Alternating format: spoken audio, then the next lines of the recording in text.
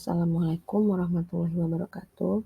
Perkenalkan, saya Mila Haryanti, NIM 1900694. Di sini saya akan membahas mengenai membangun komunikasi efektif dalam keluarga. Baiklah, yang pertama kita akan membahas mengenai pengertian dari komunikasi itu tersendiri. Komunikasi adalah kunci untuk membuka hubungan atau apapun. Lantas, kepercayaan adalah kunci agar awet dan langgeng. Nah, selanjutnya itu adalah kita akan membahas mengenai pengertian dari komunikasi. Komunikasi merupakan kunci penting dalam kehidupan bersosial. Tanpa komunikasi, kita tidak akan mampu memahami dan mengerti apa yang kita dan orang lain inginkan. Begitu pula dalam berkeluarga, komunikasi menjadi salah satu hal yang menjaga keutuhan berumah tangga. Meskipun demikian, seringkali kita mengalami miskomunikasi, baik dengan pasangan, anak, maupun orang lain. Miskomunikasi yang berkepanjangan akan membuat rumah tangga menjadi goyah dan membuat lingkungan rumah tangga menjadi tidak sehat bagi keluarga. Oleh karena itu, penting untuk kita mulai membangun komunikasi yang efektif di dalam keluarga. Berdasarkan penelitian, 54% orang tua mengaku stres dalam menghadapi anaknya. 39% orang tua meremehkan kemampuan anak dalam melakukan sesuatu yang sesuai tahap perkembangannya. 47% orang tua khawatir terlalu memanjakan anaknya. 70% orang tua mengaku tidak memiliki peraturan di rumah. Dan 62% orang tua mengaku pernah dipukul atau dicubit orang tuanya. Kemudian komunikasi. Komunikasi adalah proses penyampaian atau pertukaran informasi, pesan, ide, gagasan dari suatu pihak ke pihak yang lain, baik secara verbal maupun non-verbal. Komunikasi verbal berupa kata-kata yang disampaikan, dan non-verbal itu adalah contohnya kerutan dahi yang dapat membuat orang lain mengetahui bahwa ia sedang marah, seperti ibu mengerutkan dahinya bahwa ia sedang marah. Kemudian ada komunikasi efektif. Komunikasi yang efektif itu yang pertama itu adalah merupakan hal yang penting dan kompleks bagi semua pihak. Komunikasi efektif berarti bahwa komunikator atau sender dan komunikan atau receiver sama-sama memiliki pengertian yang sama tentang suatu pesan. Jadi pesannya itu nyambung, tidak miskomunikasi. Kemudian komunikasi efektif. Komunikasi dikatakan efektif jika pesan diterima dan dimengerti sebagaimana dimaksud oleh pengirim pesan dan perbuatan secara timbal balik yang dilakukan secara sukarela. Selanjutnya, manfaat komunikasi efektif dalam keluarga. Yang pertama, anak dapat belajar bagaimana berkomunikasi efektif karena melihat apa yang orang tua mereka lakukan. Yang kedua, anak pun merasa didengarkan dan dipahami sehingga dapat menumbuhkan penilaian positif dan penghargaan terhadap anak itu sendiri. Dan selanjutnya, hal ini tentunya dapat menumbuhkan kepercayaan dalam diri anak. Manfaat komunikasi efektif dalam keluarga selanjutnya yaitu anak yang bersedia melakukan apapun yang disampaikan oleh orang tuanya. Hal tersebut karena anak mengetahui apa yang diharapkan orang tua dari mereka, sehingga mereka lebih memungkinkan untuk memenuhi harapan tersebut. Yang terakhir, anak-anak juga akan cenderung lebih merasa aman dalam keluarga, sehingga anak akan cenderung lebih kooperatif. Perhatikan emosi dalam kesiapan komunikasi. Itu ada 5. Yang pertama, emosi adalah bagian tidak terpisahkan dari hubungan dalam keluarga. Kemudian yang kedua, pastikan kita memilih kemampuan mengekspresikan emosi dengan baik. Yang ketiga, seringkali orang tua sulit menangani emosi karena faktor pada dirinya, bukan pada anak. Orang tua berespon pada kebutuhannya, bukan berespon pada kebutuhan dan pengalaman belajar untuk anak. Yang keempat itu anak akan meniru cara orang tua mengekspresikan emosinya. Pilih waktu dan tempat yang tepat dan kondusif untuk menghadapi saat anak-anak sedang emosi. Kemudian yang kelima, emosi negatif yang tidak ditangani atau disalurkan dengan tepat dapat memulai lingkaran kemarahan kepada anak, diri sendiri, bahkan kepada emosi itu sendiri. Akibatnya, emosi tidak terkendali dan berulang dan ancaman hukuman makin berat.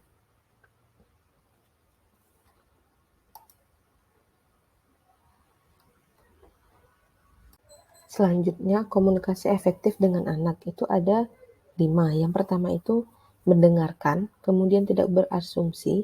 Yang ketiga, selesaikan anak berbicara. Yang keempat itu kontak mata. Yang kelima itu adalah tepat waktu. Selanjutnya, komunikasi efektif dengan anak. Yang pertama itu ada harapan untuk dikomunikasikan. Selanjutnya, memberikan penjelasan yang jelas kepada anak. Kemudian, bertanya dengan tepat. Selanjutnya, akui orang tua tidak selalu memiliki jawaban. Yang terakhir itu jadwalkan waktu berbicara secara teratur. Selanjutnya itu adalah hal yang harus dihindari dalam berkomunikasi dengan anak. Yang pertama itu adalah memberikan kritikan. Karena kritik yang berlebihan akan membuat si anak tidak akan nyaman dan terbuka lagi terhadap kedua orang tuanya. Kemudian itu adalah mengarahkan dan mendikte anak. Selanjutnya itu adalah melakukan hal-hal yang membuat anak merasa rendah diri atau bersalah.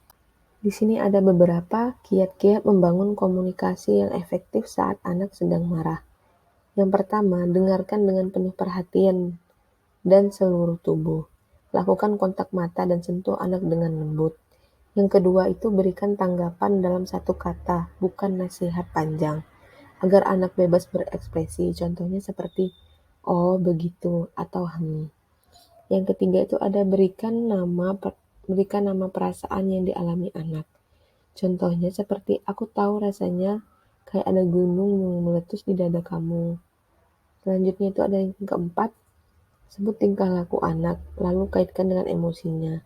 Contoh kalimatnya itu seperti, kamu tendang-tendang karena kena marah ya. Nah, yang kelima itu ada beri anak waktu untuk mengekspresikan emosinya, tapi tetap tegas untuk tidak melanggar kesepakatan bersama. Yang keenam itu, bila kita emosi, pisahkan diri dengan tenang. Katakan kita perlu waktu untuk tenangkan diri. Yang ketujuh, saat kita sudah tenang, lakukan kontak fisik dengan anak. Bila ia menolak, mendekatlah dengan cara fisik. Yang delapan, bahas tingkah laku lain yang bisa dilakukan saat ia mengalami emosi. Contohnya seperti kalau lagi kesal, daripada sampai teriak-teriak, kamu bisa bilang kamu nggak suka. Yang sembilan, yang terakhir, setelah merasa reda, lakukan langkah-langkah menyelesaikan konflik bersama anak. Baiklah, selanjutnya itu ada tips dan trik membangun komunikasi yang efektif. Yang pertama itu adalah mulai melakukan komunikasi secara efektif sejak anak-anak masih kecil. Sebelum dapat melakukan komunikasi, pastikan keduanya telah merasa cukup nyaman. Orang tua perlu menyiapkan panggung untuk melakukan komunikasi yang terbuka dan efektif dengan anak. Berikanlah cinta, pengertian, dan penerimaan tanpa syarat kepada anak agar anak lebih terbuka dalam berbagai pikiran, perasaan, dan perhatian. Yang kedua itu adalah sesuaikan cara berkomunikasi dengan usia anak. Saat orang tua berkomunikasi dengan anak, orang tua perlu menyampaikan level berkomunikasi dengan anak. Orang tua perlu menggunakan bahasa yang sesuai dengan usia anak sehingga lebih mudah bagi mereka untuk memahami maksud dari pembicaraan orang tuanya. Yang ketiga itu adalah ajarkan kepada anak bagaimana cara mendengarkan dengan benar. Orang tua perlu mengajarkan dengan mempraktikkan kepada anak bahwa saat anak berbicara, orang tua menunjukkan ketertarikan dan peduli dengan apa yang anak katakan. Yang keempat itu adalah buatlah percakapan singkat. Maksudnya, semakin kecil usia anak, semakin sulit untuk mereka duduk dan mendengarkan dalam waktu yang panjang. Lebih baik menyampaikan informasi sedikit demi sedikit sambil memastikan bahwa anak memperhatikan dan memahami apa yang dikatakan secara berkala. Selanjutnya itu adalah jika ingin bertanya, cobalah untuk mengajukan pertanyaan yang tepat. Orang tua perlu memahami bahwa ada pertanyaan yang membantu percakapan dan ada juga yang dapat menghentikan percakapan. Selanjutnya itu adalah jadwalkan waktu berbicara secara teratur. Adanya jadwal bukan berarti membatasi orang tua untuk berkomunikasi dengan anak, namun memberikan mereka kesempatan untuk mengungkapkan pendapat di waktu yang sudah ditentukan. misalnya dalam menyampaikan keluhan terkait aktivitas sehari-hari dan membicarakan masalah. Waktu yang dapat digunakan untuk berbicara adalah saat akan tidur, ketika sudah selesai makan, dan setelah beraktivitas. Kemudian akui bahwa orang tua tidak selalu mengetahui jawaban dari pertanyaan anak.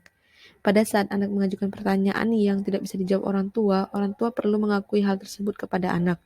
Orang tua dapat mengarahkan kepada anak mereka perlu menemukan jawaban atas pertanyaannya. Dengan demikian, orang tua juga mengajari bahwa manusia memiliki keterbatasan dan lebih baik jujur daripada berbohong untuk menjawab pertanyaan-pertanyaan yang tidak diketahui.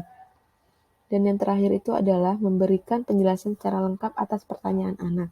Saat orang tua menjawab pertanyaan anak, orang tua perlu mencoba memberi penjelasan informasi sebanyak yang mereka butuhkan, meskipun topiknya adalah sesuatu yang tidak nyaman untuk orang tua. Namun perlu diperhatikan bahwa saat menyampaikan jawaban, pastikan bahwa informasi tersebut sesuai dengan usia mereka.